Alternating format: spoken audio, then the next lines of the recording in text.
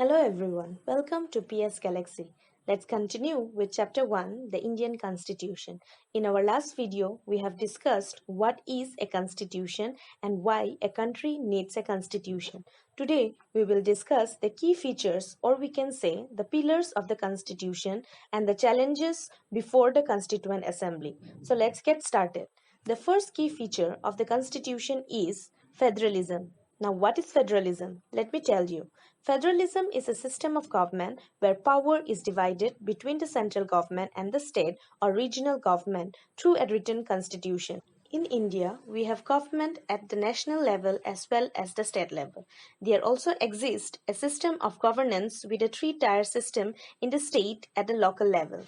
This is known as the Panchayati Raj or the rule of the village committee.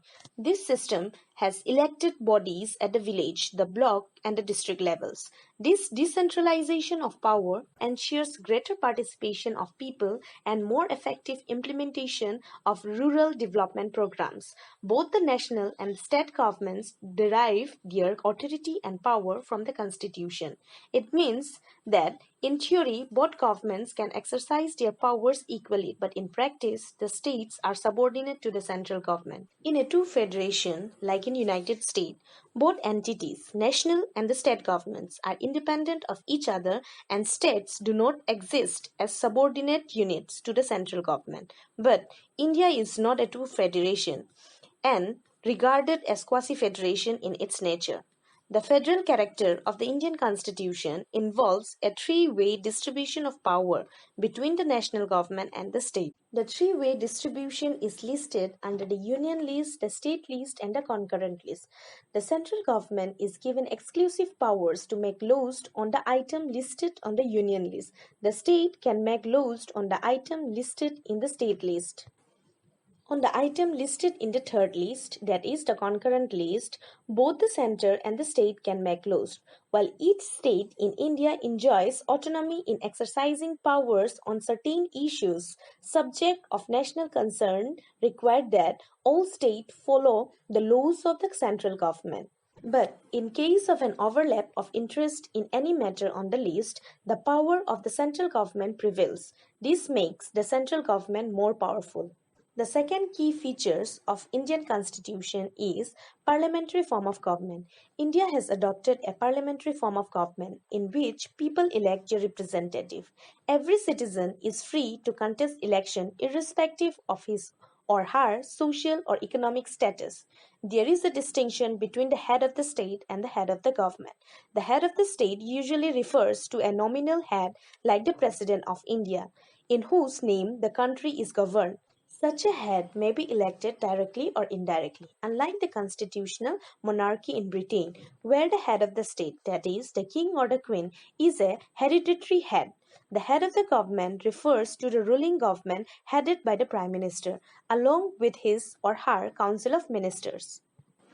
The third key feature is the three organs of government and the system of checks and balance. The government carries out its work with the help of its three main organs, that is, the executive, the legislature, and the judiciary. The executive is responsible for governance and administration. The president, vice president, and the council of ministers form the executive branch in India. The legislature refers to the members of the Lok Sabha and the Rajya Sabha. It is the lawmaking body. The judiciary, which comprises of the Supreme Court, the High Court, and the district courts, is involved in the interpretation of laws. All these three branches are required to run the state smoothly and effectively. In order to ensure that no branch of government has unlimited power over the other, each organ acts as check on the other and ensure balance of power between all three. The third key feature is the fundamental rights and directive principle of state policy, also known as DPSP. Fundamental right is given in Part 3 of the Indian Constitution and is referred as conscience of Indian Constitution. It guards against the misuse of the state powers and protects its citizens against arbitrary and absolute power. The fundamental rights include right to equality, Right to freedom, right against exploitation, right to freedom of religion, cultural and educational rights, right to constitutional remedies. Dr. B.R. Ambedkar, the chairman of the drafting committee, called the right to constitutional remedies as the heart and soul of the Indian Constitution. According to this right, a person can move to Supreme Court in case of violation of his or her fundamental rights. In addition to this, the Constitution also has a section called the Directive Principle of State Policy, which is in Part 4 of the Indian Constitution. These are guidelines to the central and state governments of India for framing laws and policies by which people can lead a good life.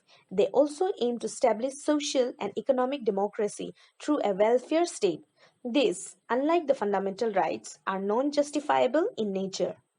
The fifth key feature, also the last feature, is secularism. A secular state is one in which the state does not officially promote any one religion as the state religion. In India, secularism can be understood as treating all religions equally and with respect.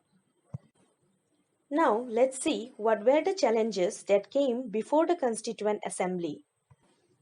The Constituent Assembly, consisting of indirectly elected representatives, was set up for the purpose of drafting a constitution for undivided India.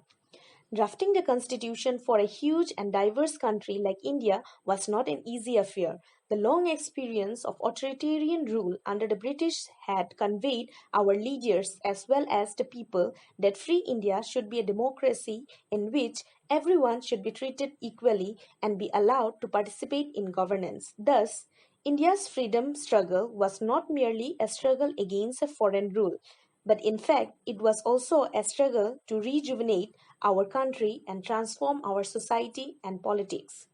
The participation of the country into India and Pakistan was a traumatic experience for the people of both countries.